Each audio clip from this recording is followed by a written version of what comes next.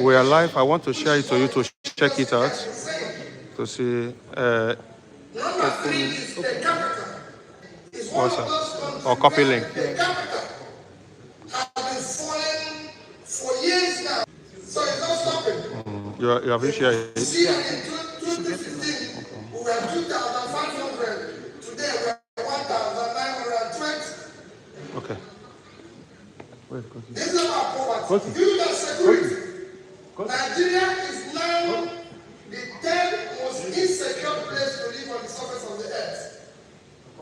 We are now behind Afghanistan and Syria, and with daily killings, banditry, and kidnapping, it is being speculated that Nigeria will soon overtake them. Our underemployment and unemployment is one of the worst in the world. People will tell you that about 25 is actually over 30%. And with over 22 million young people in their productive age doing nothing, it is very worrisome. And of course, concomitant, all these devices we are seeing today, whether it's banditry, whether it's mass kidnapping, and all sorts of things. These are what we are going through as a country. Our debt is collected every day. If you recall, on May 1, 2017, at this platform, I mourned and cried about the debt that I made. Because I was not an economist, because I had no opportunity of working in any great institutions, the then Minister for Finance said, no, that we're going to spend our way out of recession. Today, I want it to be playing like all the economies and the great institutions ask playing like that on your Facebook. If people have to click the link. The link you will share to your Facebook. Share this link to your Facebook. Copy it and share on your Facebook. Then you write what you want. Just take the link. If you have copied it, yeah, you can go to Facebook. You seen it? You seen it? We spent $1 trillion, $630 billion naira to service our debts. Where is the other In guy? 2018, we spent $2 trillion, You go out. $90 billion. You go with Kenneth. So your camera is not gonna be. You are not gonna use this, right? $460 billion in 2018 was 90.3%. Oh, okay. Our budget for education. All right. And set amount Because I have another phone. I wanted us to go live six our budget on. for health, just to service them. And we are still piling on This is more just debts. It's on YouTube. Oh, where is Coach? Still growing. You can still go There are live some on Facebook. economists and some Nigerians and some people who say, oh, our debt is not our problem, our debt to GDP is low, In the phone, our no. debt to Yeah. this is So low. I cannot be doing it. I don't think disagree entirely with them. Our debt to GDP is about 25%. It's low when you compare it to other developing nations whose GDP is actually in the region of 40-50. But it's not about debt, it's what you use the money to do that is a crisis. Yes, you can say our debt is low, but when you have little money to show for it, then you have a problem because you're borrowing from consumption. We have countries, when we set about countries that are wonderful today and good today, one of them everybody cites is Singapore. Singapore debt to GDP is over 100%. Over 100%, that's 115% of their GDP is their debt. But what is the difference? If you go and see Singapore, in Constitution of Singapore, it says you can only borrow debt for capital project that will pay itself back. So all the debts they borrowed over the years were invested. They are proper. They know where it is. Singapore today is building the biggest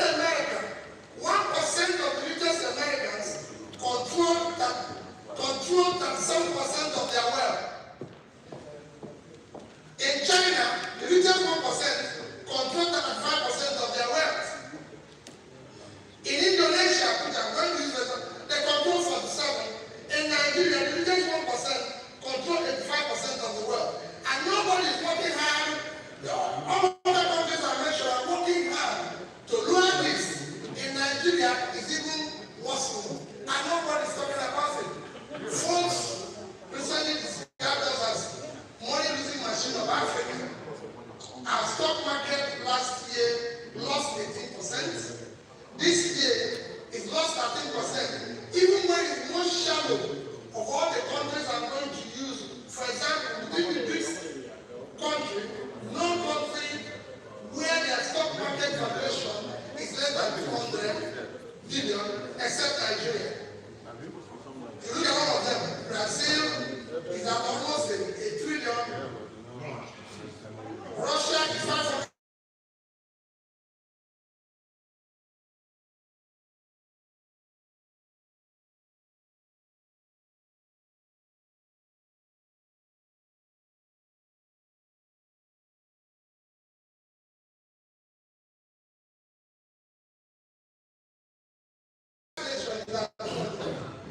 So you have a crisis. Of course, you listen to what the recent seminar by the Sterling Bank, what the chief economist of World Bank said.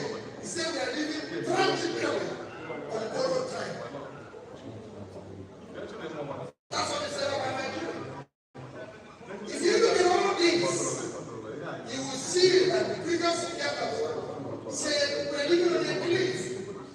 And we cannot continue with the present economic or political compass, whatever we call it, which is not pointing in the right direction, and will definitely lead to a collapse of this nation. And the earlier we do something, the better for everybody. For my little contribution, because previously we have mentioned a few of the things I want to mention. For my little contribution, I will dwell on just on three things and then conclude from them. For me, there's three things we need to deal with. And issues are number one, issue of security. Number two is issue of education. And number three is issue of the economy, with emphasis in trying to solve our present unemployment. It is very clear. For security, I'm not going to make a lot of comment, but just to say that Nigeria needs to do something very quickly and drastically on our present security situation, which is questioning our corporate existence. The great number one goal of any government in any society is to provide security of life and property. If you cannot do that, then the government doesn't exist. And today, what Nigeria needs most is investment. From local and from foreign direct investment. But nobody is going to invest in a secure place. No matter how comfortable it is, the investor has to be alive to enjoy his profit. So the only preaching that, oh, it's 20% return, 30% return. I said it here before on the platform. And it been in man for a number of years. And I had a partner, very big man. Very big man. A job of Soludo, if you know him very well. Mr. Hamid, and he had a fixed deposit in the bank of about £5 million. And I was the chairman of the bank. And I said to him, they were paying 2%. So it was only £100,000. And at that time, banks were giving interest of 20-25%. And I went to him and said, Mr. Hamid, since you said you're going to give them additional £1 million, why don't you give it to me? So that I can give you maybe 15%, more than they're paying for this land. He said to me, okay, we'll go for dinner and talk about it. And he took me to dinner, and I went to finish. He said, let me tell you, peace of mind is included in this 2%. You can give your job. That has planned his life. That has planned his life on this 2%. He doesn't want the 15, I can give the 15. And that is the foreign investor you want to attract. Because he needs to have peace to enjoy his 1% and everything. And that's it. So it is critical that we know we need to provide security. The second thing I need to talk about is the issue of education. It's been repeated by previous speakers and everything. It's just to add. Every empirical studies have shown today that the more you can invest in education, the better your economy and society. Countries that are doing well today are countries that have invested and continue to invest in education. It's as simple as ABC. It's not something you do. So the more you invest in education, the better. Education investment is not an expense. It is an investment. And if you look at all the countries that want to compare us with today, you could see it. Among all the peace and mid countries, they all invest at least 4% of their GDP on education. Nigeria, tragically, our budget is low, yet our budget is even worse. If you look at all of them, if you talk about the Greece, you talk about the Brazil. Hi everyone. Good afternoon. I thank you for coming. I'm so glad to be standing in front of you today as we celebrate Nigeria. That's the most important thing. I just want to make a little announcement. His Excellency, Mr. Itaobi, has lots of people lined up who need his attention, so somehow we're trying to slow down a bit so he finish with them and then come down. But please, I crave your indulgence and ask you to please come in, sit down, and let's take care a bit, the picture a little better so we can have better pictures. We'll start in a moment from now, please. Thank you.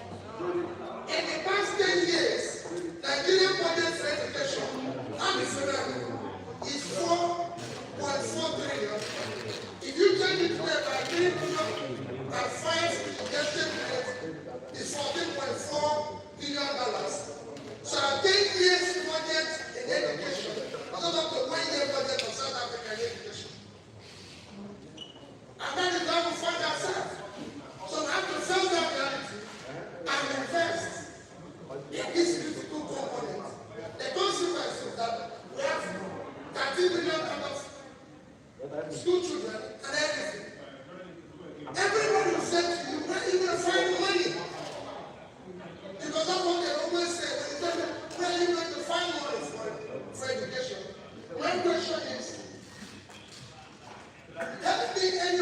country, the Indian country in the world that pay what we pay for subsidy for fuel than the Indian country. And what is the impact of subsidy on our economy? In the past 10 years, Nigeria, like I said before, has spent 4.4 trillion on education. If let me even ask another critical component of development, when you talk about life expectancy, you talk about health, proper health. Our budget for education health in the past 10 years is 2.7 trillion. Both of them is just about 7 trillion combined. And that is what we budgeted in the past 10 years. In the same period, we must have spent about 10 trillion for subsidy.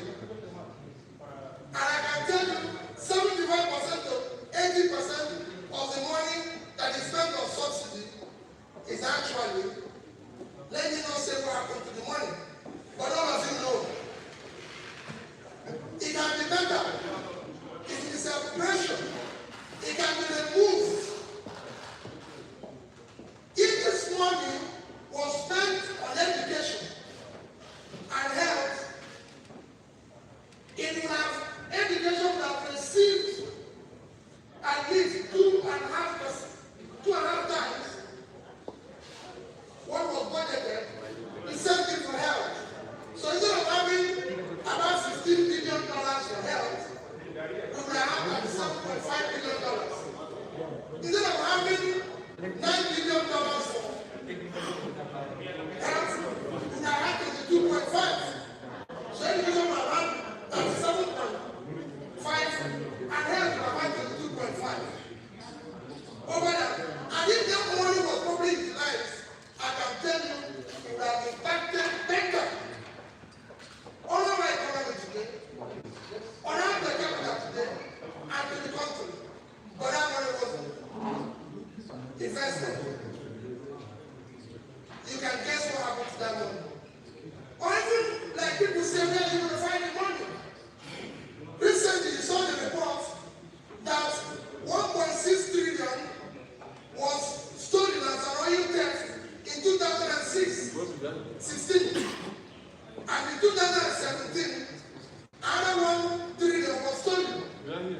So if you combine these two, it is 2.6 trillion, which is in 2 years, which is the amount budgeted for health in 10 years. So where are these things? Let's go about that for them. So these are the issues that I need to bring up. So the people say, where will you find the money? To go further, let me even talk about the issue of the economy. Let me give education. I've told you that we can fund it, but I've made it better. Let's look at the economy. With emphasis, like I said, on the issue of underemployment and unemployment. Everybody knows that all major studies that have happened are famous economists here.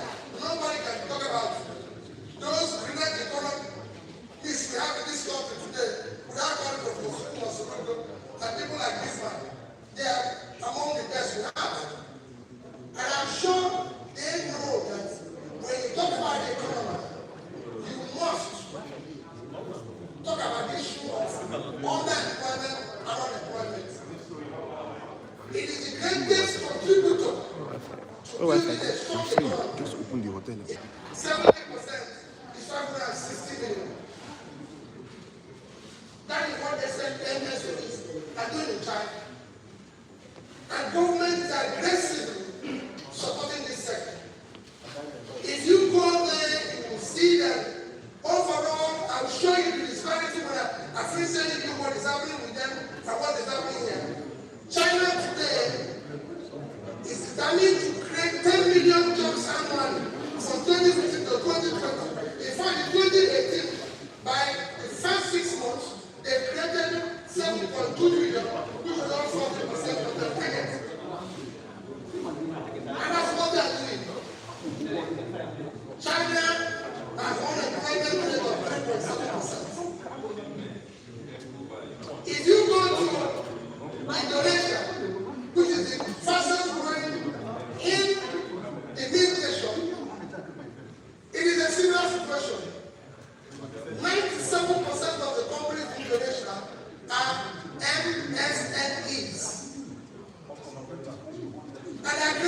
90% of the jobs. Indonesia, they are producing 60%, almost again, over 60% of the GDP. The GDP of Indonesia is 1.2 trillion. 60% is 7.2 trillion. It's 720 billion, which actually is twice Nigeria. They have a population of north to 60 million, 145 million and white.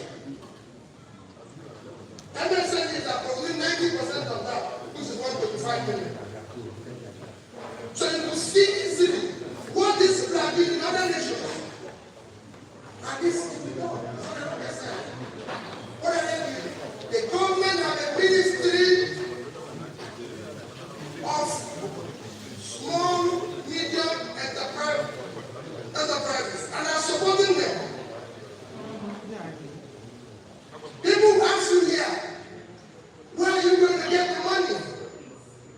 How are you going to fund it, Peter? How are you going to support them? I was a businessman in the United Kingdom. Not to my country, not to have anything to do with it. I came out of school, started business.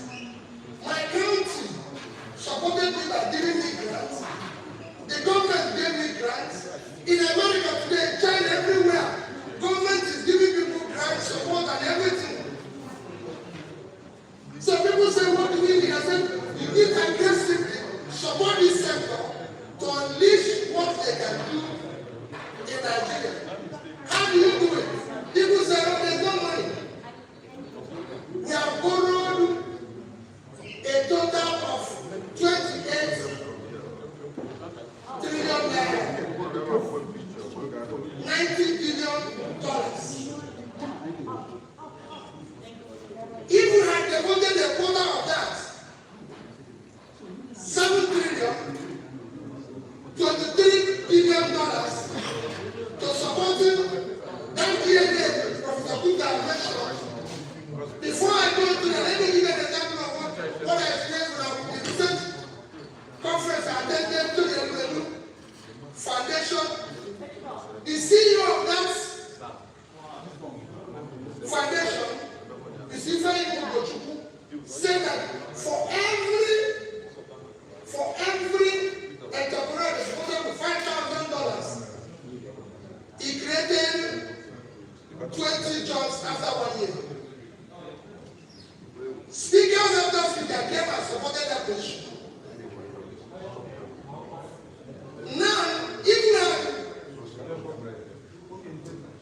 taking away 25% of this money, $23 billion, and decide to support our entrepreneurs with grants, we would have given it to 4,600,000 entrepreneurs. And even only 75% of them, which is 3,450,000, have created just 50% of the job. If you say, instead of 20, they created 10. They would have created 34,500,000 jobs. If we have 34,500,000 people employed today, we would be talking about 98 people living under poverty. It's very simple. It's not a rocket science. We would have been able to deal with this and all that. What you hear today in Nigeria is that, oh, they may need to GDP to go. Where are you going to get it? Are you going to tax people who are unemployed? Or businesses that are collapsing? If you want more revenue, everybody knows that you can get more revenue. Reboot your economy. Support those who are living in extreme poverty to come over this side and you get revenue. It is simple. We have today taxable amounts of 20 million. But it should be more. If you want more, you just support them. Eligible workforce in Nigeria is 150 million. Those who are employed are just about 75 million. So there are 40 anything. Support them. So talk to them about revenue to GDP. Let's talk about how do you now get this people on this side. If you want China pull people out of poverty, the more revenue they receive to show you how bad it is and what the China is doing. If you go to our banks today, the total credit of all the banks, loans they're giving out, is 15.5 trillion. Out of that, 4,000 companies or thereabouts have taken 13.3, calling about 3.3 billion each. The entire MSMEs, 35 million, the entire loan to them is 500 billion naira, which is about 3% of 15,000 each. So they can more contribute what their counterparts in China is contributing. In China, and the one of all 30 trillion debts, MSMEs control 25% of it, which is 7.5 trillion. The consequence of that, if you look at the tax revenue, they do not just control, produce 60% of GDP or 70% of unemployment.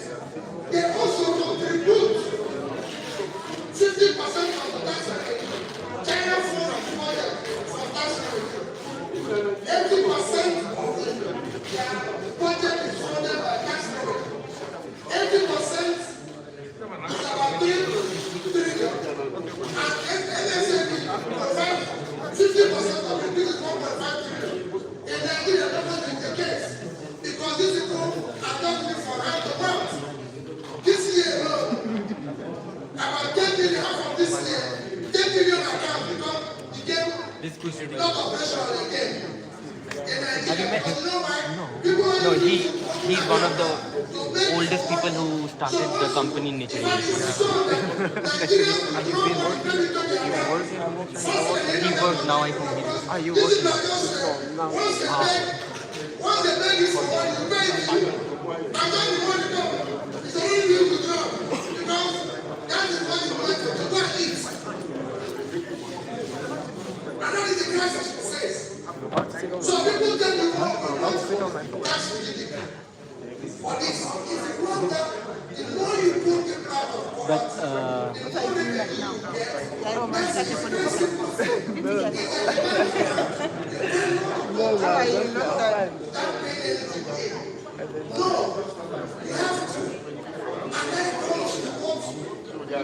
this man should therefore say that the government needs to work and decide that this is where we're going to go. In conclusion, I want to show you something. There's an advertisement for CNN. I want us to listen to it. That's the I want you to listen to this advert.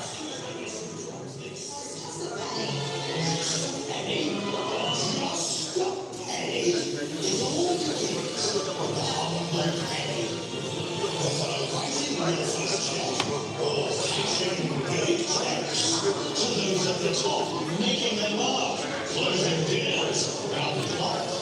On Kosi's business, we know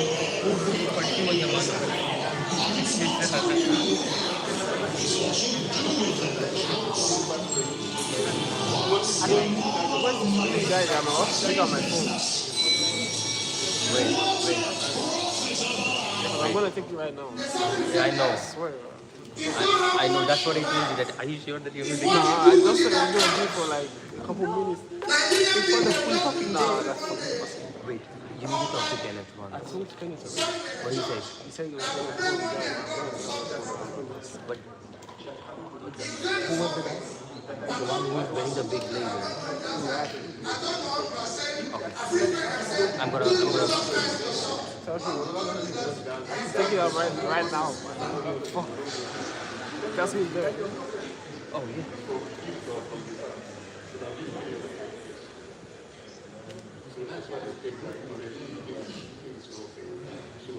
So that's where we are. That's where we find ourselves. Today, what you hear is revenue to GDP. Can we talk about cost of governance? That is the problem. You cannot continue. Professor Leader have just told you how a governor, the White House will work for them to be able to buy car.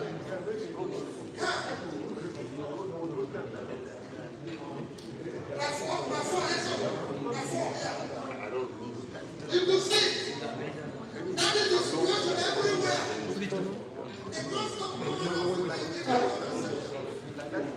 is not expensive everywhere. Just use an example for example. Nebraska is not one of the big states in America. Nebraska budget this year is $12 billion. And 3 to 5 is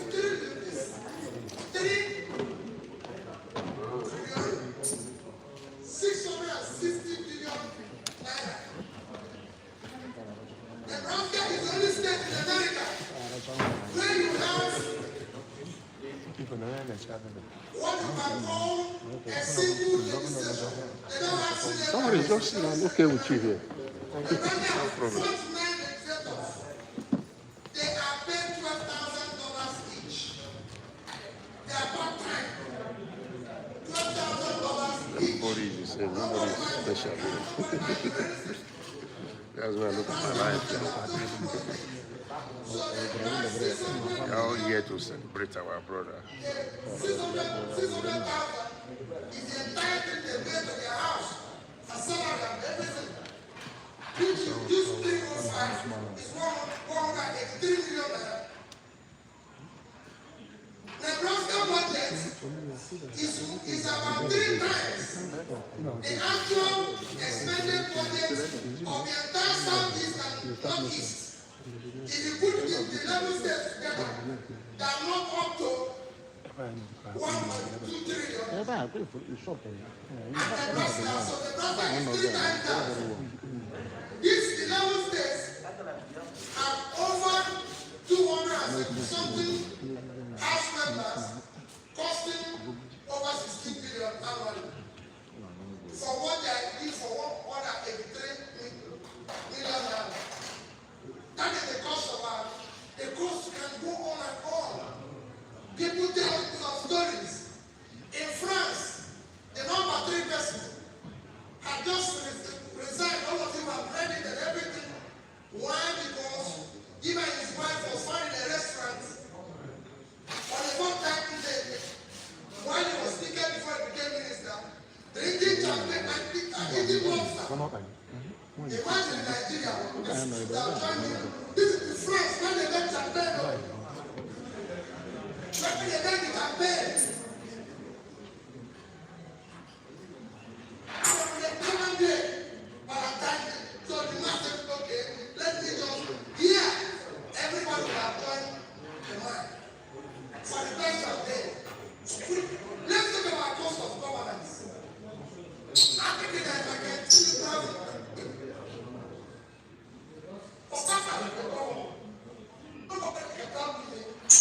that our paying more than what is due today. And this is where you have somebody who is going a month's salary, you can only it and he wants to go again. Like people. And people are giving their word. I want to be DC, they said you are owing a 2-month salary. He said no. He talked about 11, 12, and he wants to go again. And nobody's worried. I saw one recently who said, oh, he's not owing any salary. He's only owing pension and gratuity. Sorry. There's only pension and gratuity. He's not owing salary. And he said that he's the best one. And the leads are there. We are debating whether we find it that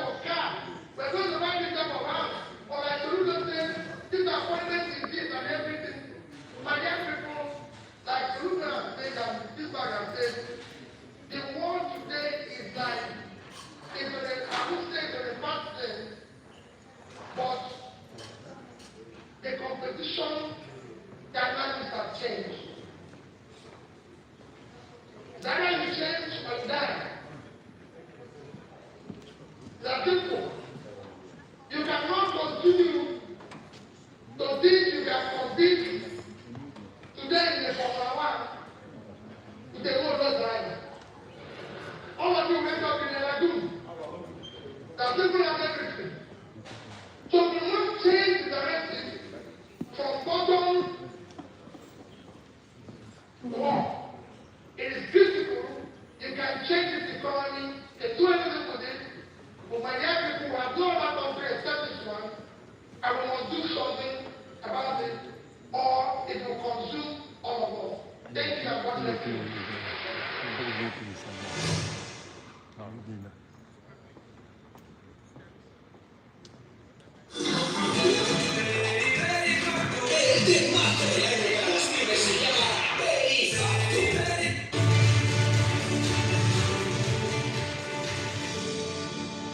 Since his performance in the last elections, Peter. Let me tell you. 1 minute. Let me tell you. If any of them is here, let me tell you they were here, they will succeed.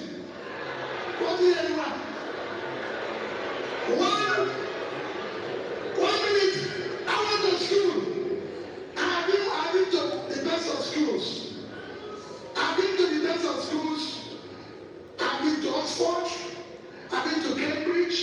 I've been to all of them. And I tell you what, how many persons, have you ever seen anybody in this country who walked into the bank and was given money based on intellectual capital? They will tell you to bring your grandmother's house, your father's own house, your by the time you finish it, that's it. We get was given $1 million. Go and do this on Microsoft by a bank. So when the young boy who was in a garage, Steve Jobs and his sister was given $2 million. Who would have given them that kind of money here? Nobody. Let me tell you, Steve Jobs went and brought John Scully. John Scully was the CEO of Pepsi. Steve Jobs sent him a text and continued to send him a text. Do you want to continue selling sugar and water, or do you want to be part of changing the world? One day, John Scully got up and said to Pepsi, where is President and CEO? I'm leaving this company. I want to go and join this small boys in a garage. Which person will do it here? The people will say that they don't know how to school. Nobody will do it. That's all we have. The government will not support you. You do anything here, the government will not authorize you. They will not authorize white man. They will not do it. So there are so many things to do that. That is where I get to say, let us take it back. Let nobody tell you there's not enough money. No. Tell me what a governor in Nigeria needs a dispatch rider. What for? If I tell you how we shop fuel, we used to have a fuel dump when I was governor. Fuel dump. It was costing us almost 30 million a month.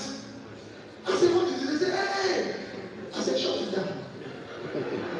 I found out that my convoy in the first 2 weeks, because it was about 22 vehicles, was also about 300,000 to buy fuel. Of course, what happens to have of it? So I said, okay, you know what we're going to do? Bring down the convoy. People in Anambra here. I don't understand. I asked them, carry this and go. Pack it. My convoy is 5 vehicles. And you cannot buy fuel unless I'm inside the car. So I will pay them. No more.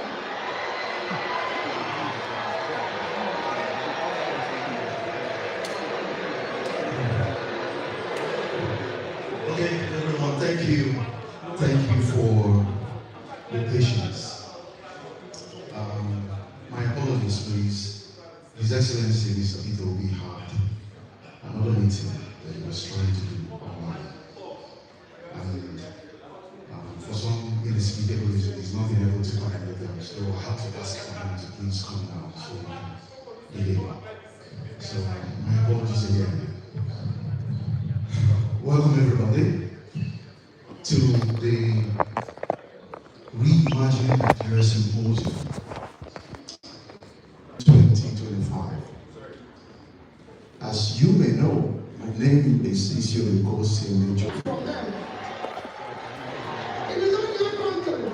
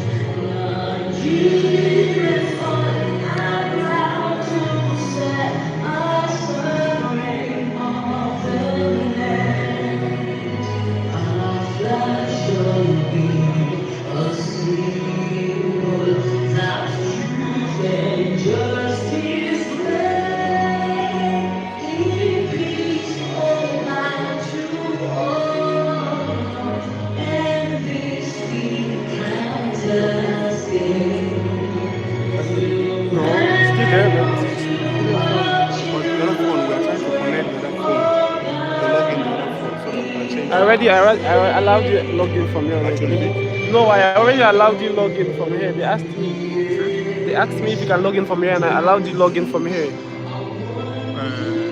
They confirmed if I'm logging in from here, and I confirmed it already. So I think it's logged in.